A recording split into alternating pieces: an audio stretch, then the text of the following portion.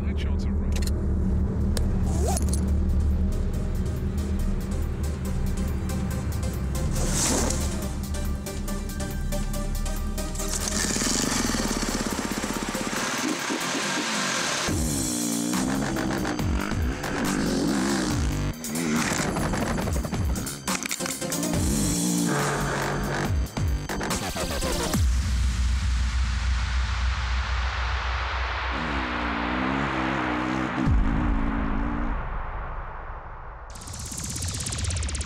Kings of Dirt is brought to you by Broadlink. Serious bandwidth for serious business. Brother, print, copy, scan, fax, label, and so much more. The all-new Ford Ranger. Ford, go further. And KTM, ready to race.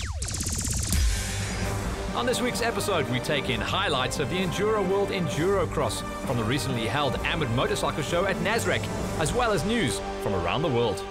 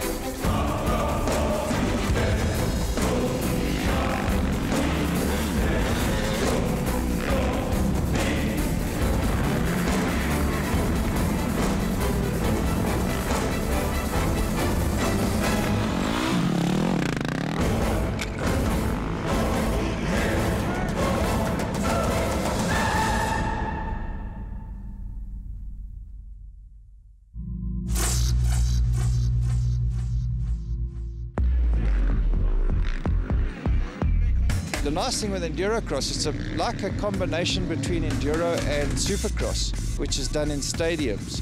So it really brings the action to the people. I think Endurocross is growing all over the world, and especially because spectators can come out and watch and that. And yeah, the guys here from Enduro World, they put on an awesome show, and the track's awesome, and I'm sure there'll be some good racing out there today. A short course, high intense with obstacles and very spectator friendly. You do a 15-minute moto basically.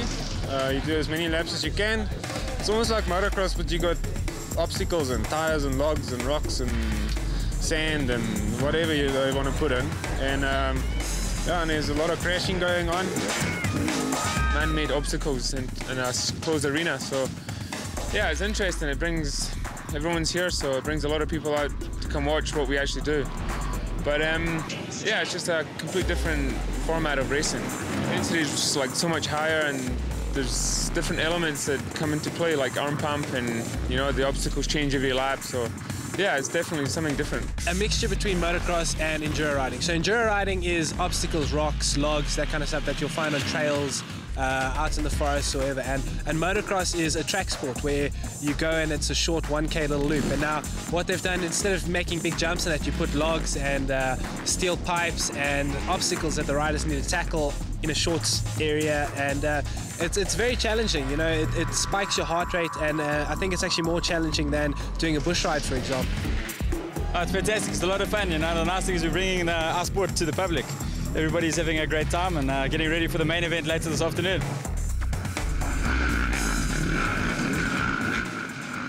The racing on the day would consist of 2 heats for each pool of pro riders, with a final deciding the top 9 riders from the heats. First off was Pool A, where the favourite, Wade Young, would take on the likes of Mark DeLogger, Blake Goodsight, and many more. The motocross guys are quick in that, but I think it's a bit challenging for them to be on the obstacles. I don't think they get to practice much obstacles and that, but it's good to have Michael Koch here and the guys here. It's yeah, Mike Koch's a good guy to have a laugh with and all of that, so I hope he keeps the show going today. Immediately, Wade Young showed his talent, grabbing the whole shot in the first race. Yeah, Yeah, this is cool what they've put together, how they've combined the 4x4 track with the obstacles. They're not very big obstacles, but there's a lot of them, and it's so challenging. I did a sprint lap yesterday, and my tongue was hanging. So 15 minutes is going to be very long, but exciting. Young found himself clear out front, but it was Dwayne Clanhams on the leader tread KTM in second place after Goodside had an accident on lap 2. However, he recovered well to catch Clanhams and eventually would pass him to take back second.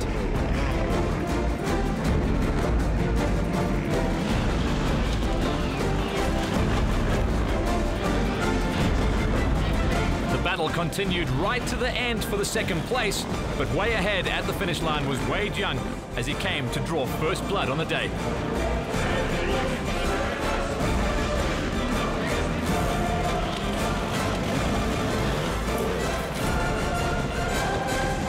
Results in from Heat 1 of the Pro Pool A's, Wade Young taking over Goodside, Clanhams, Wagner, Talaga and Schmidt down there in 6th.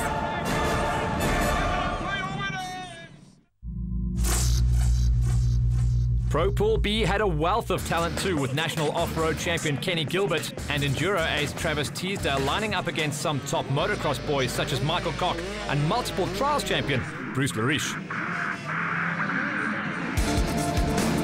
Straight away, the Enduro riders pulled away up front with the rest of the pack chasing hard. No, it's good. You know, I think this weekend will bring a lot of spectators, and I think it's going to take off after this.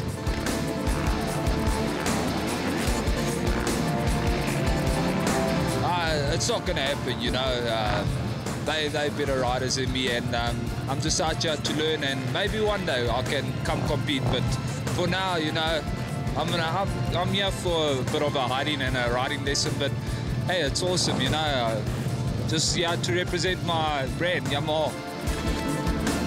Travis Teasdale took control of the race from the get-go and had already caught Bruce Lariche to lap him for the first time. Lariche lay in 3rd overall, whilst Kenny Gilbert held a convincing 2nd place. Ross Blackwell and Michael Koch fought for 4th place, with Blackwell winning out the fight.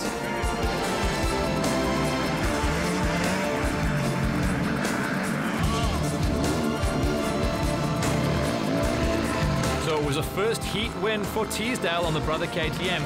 It was starting to become apparent that the full-time Enduro riders would dominate on the day.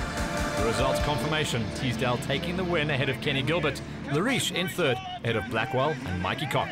Just get some fire, Harper!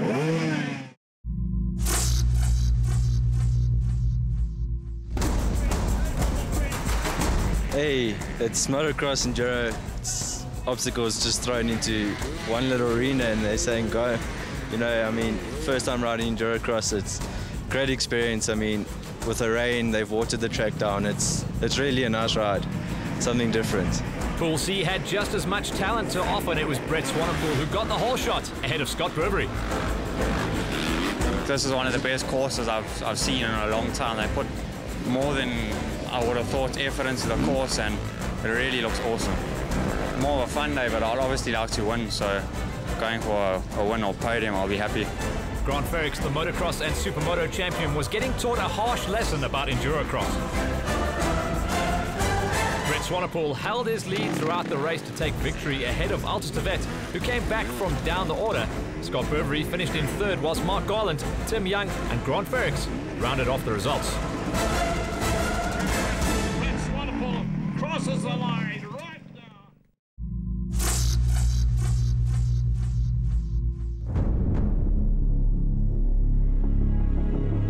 This track is actually a 4x4 track that they use here at the AMID, the Nasrec Expo Center, and we just got permission to use a bit of the section, so we added in some rocks, some tires, some logs, just to make it Endurocross. And we've at the start we've got a little log section that drops down to a woodchuck, then you go over some tractor tires, go down, come up to a little mine shaft, then you hit like a little flat track section, and then you come back out, back onto the course again, over some pickup sticks. It's some logs that we've placed in awkward positions for the riders, as well as some logs and some roller coaster sections and a big jump. And yeah, this is all incorporated into Endurocross, and this is what we want, and this is going to be the future. And Enduro World, this is how we're going to roll next year.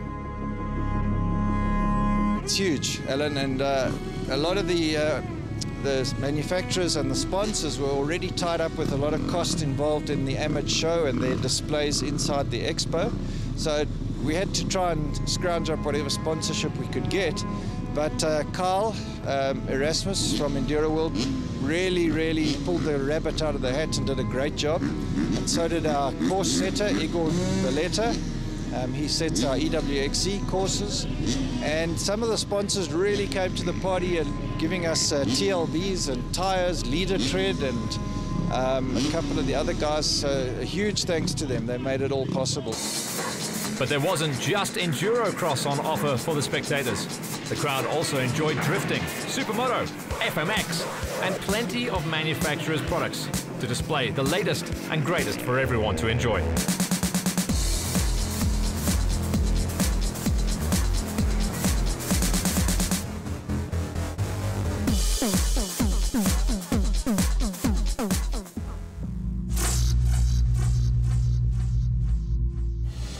The second round of heats had all competitors race against other riders to qualify for the final at the end of the day. Pool A, Heat 2, saw Travis Teasdale take on Grant Ferrix, Mark Garland, Altus de Vet, Ross Blackwell and Dwayne Clanhams. It was sure to be a tight race. And at the drop of the flag, it was Ferrix for a brief moment, but then Dwayne Clanhams pulled away. Yeah, the Enduro guys are hardcore, I can tell you that. These guys know how to ride bikes. I mean, coming from motocross, you always think the Enduro guys, you know, they're goons, you know, we say. Because they come to the motocross track and they can't do the jumps, but these guys have lots of skill. I've got a lot of respect for them nowadays, now that I'm doing this. Travis Teasdale caught and passed Clanhams on lap 2 to take the lead, whilst Altus de Vet lay in a comfortable third place, with Ross Blackwell not too far behind.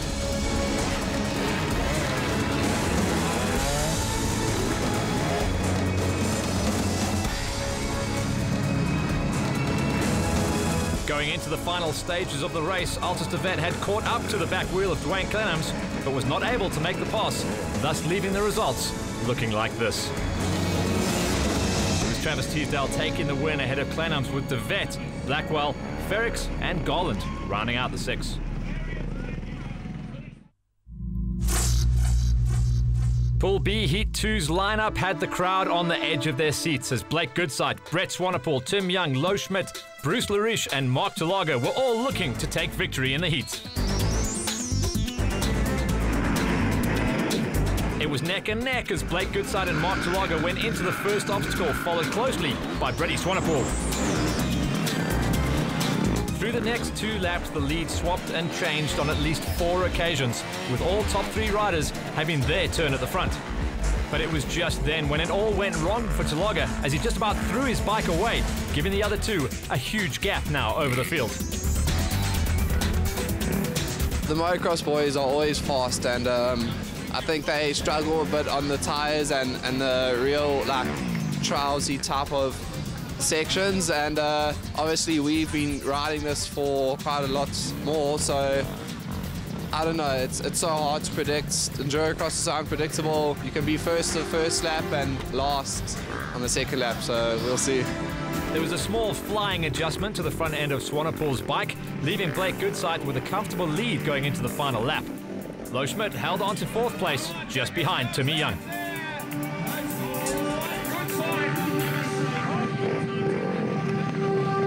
Results then looked like this, with Blake Goodside taking his win ahead of Swanepoel.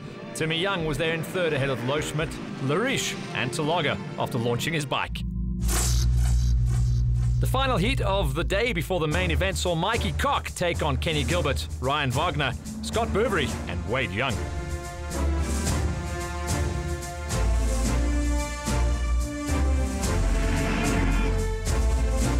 I think I'll hopefully be up there. Just got to try and qualify for the main. You know, anything can happen.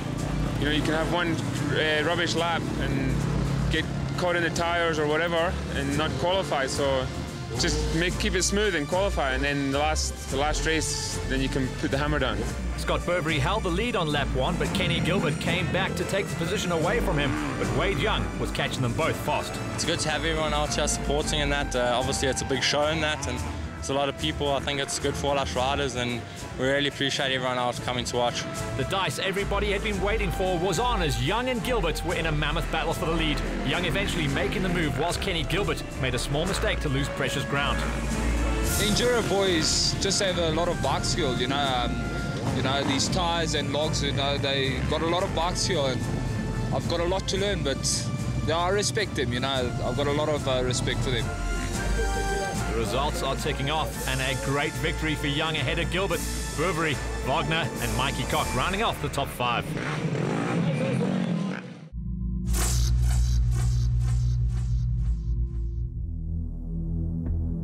Endurocross will always be big, but I think there's a lot of extreme events on the horizon. There's a big events planned for next year. There's 5. There's going to be another big event in Lesotho. So I think it's more focused on the extreme enduro, and that's where a lot of the public won't be able to get to. They'll be able to see that stuff on television, but for sure a small piece of it they'll be able to see in arenas like this around South Africa at the Endurocross events. For the spectators, it's very good.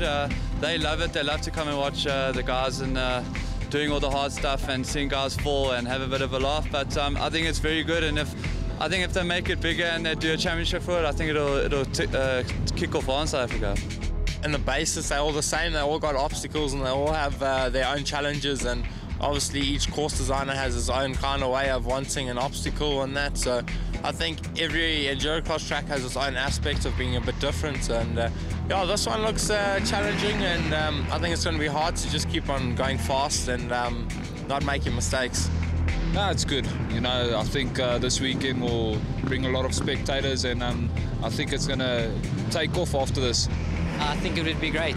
If they can make this a series, a lot of people would compete, and I think it would be just a great thing. You can make big names here, and it's a sport that can only grow. Like overseas, it's massive, so it's very nice. It's working well. The Endurocross is nice. Lots of difficult obstacles, and it's nice for the spectators. You know, there's always something to watch. There's always someone crashing. There's always someone passing, and yeah, it's really good. It's nice to bring the racing to the people for once. We come up with ideas. I mean, we can put whatever we want here, whatever works, whatever's going to be an obstacle to get over. We try and make it exciting for the spectators. So anything that we come up with, the riders have to do.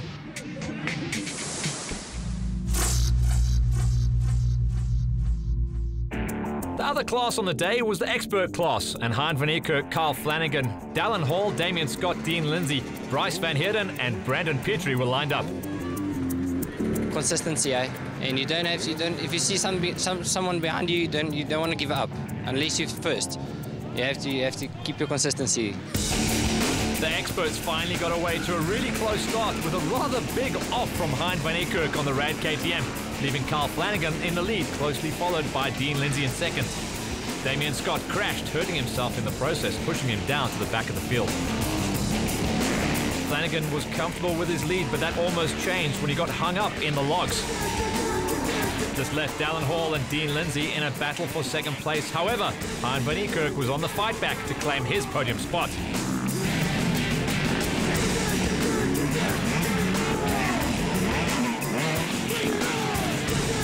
Dallin Hall had then caught up to a tiring and rattled Carl Flanagan. He was getting good advice from Wade Young not to panic. The third place battle was also on, as Hein van Niekerk had caught and passed Dean Lindsay. Was there enough time for him to catch the leaders though?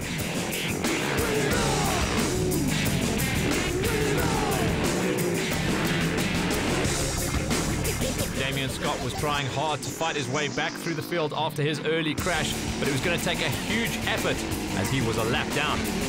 There was so much excitement going into the final 2 laps as Hein van Niekerk and Dean Lindsay were still swapping places. As the white flag was shown for the final lap, Van Niekerk made his last move on Dean Lindsay to hold on to third place, but it was Carl Flanagan who held his nerve to win the expert class ahead of Dallin Hall and Hein van Niekerk.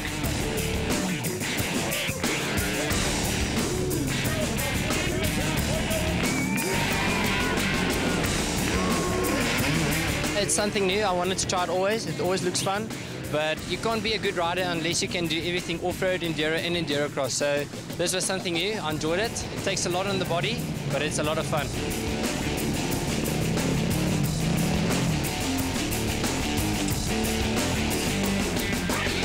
confirmation of the results in the expert final. Carl Flanagan held his nerve to take the win over Hall. Van Niekerk charging hard to get his third place. Lindsay, Van Heerden, Petrie and Scott rounding out the rest. Bring it on! On KTM News this week, we go all international, and over in the US of A, Kenny Roczen is crowned AMA 450 MX Outdoor Champion. The king of Endurocross himself, Tadej Zuziak, takes another win at round 4 of the Endurocross in Atlanta on his way to the X Games. So the final of the pro class lineup looked like this. Travis Teasdale and Wade Young from the Brother KTM factory were taking on the proudly Bidvest Yamaha team of Kenny Gilbert and Brett Swanepoel, as well as the Cargo Tag Husqvarna team of Altus de Vet and Blake Goodside, whilst Tim Young, Ryan Wagner, Dwayne Clenhams had to compete without the help of teammates. And again, it was Wade Young who came out of the first obstacle in the lead, with Dwayne Clenhams, Altus de Vet and Kenny Gilbert in close pursuit, whilst Blake Goodside and Swanepoel were bashing bars. It was still early on in the lap when Blake Goodside came alongside Kenny Gilbert on the leader tread tyre section to pass him. But on the next KTM rock climb, Gilbert passed both Husqvarna riders as they found themselves both at a standstill.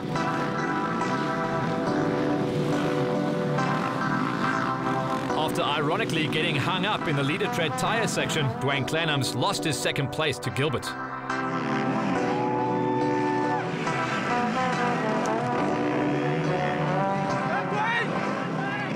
Yeah, definitely. If they run a series in this, we'll definitely be there and doing it. I think it can up the level with trial skill, and yeah, it'll be good. It'll be good for Enduro.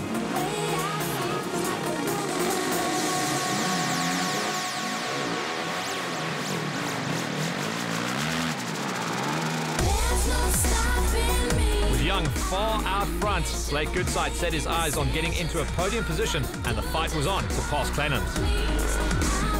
Kenny Gilbert was trying everything to make up lost ground on Wade Young, but what he didn't realize is that Blake Goodside had passed Clenhams into third and was catching fast.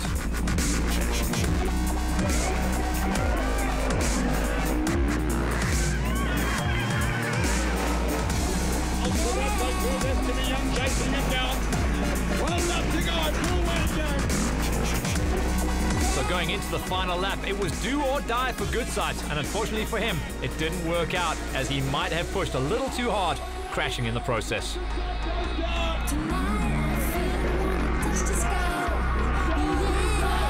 But there was just no match for Wade Young the entire day, as he lapped Altus de Vet on the final lap, a man he normally battles with on the Enduro circuit.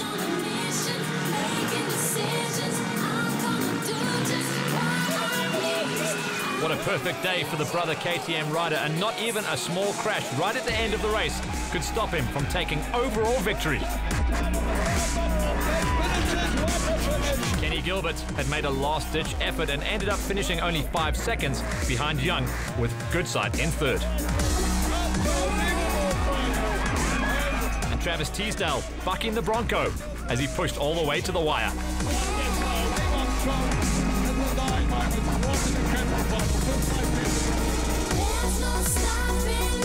Pro final results then looked like this, with Wade Young, Gilbert, Goodside, Teasdale and Swanepoel in the top 5. Clenhams, de Vet, Wagner and Young rounding out the top 9.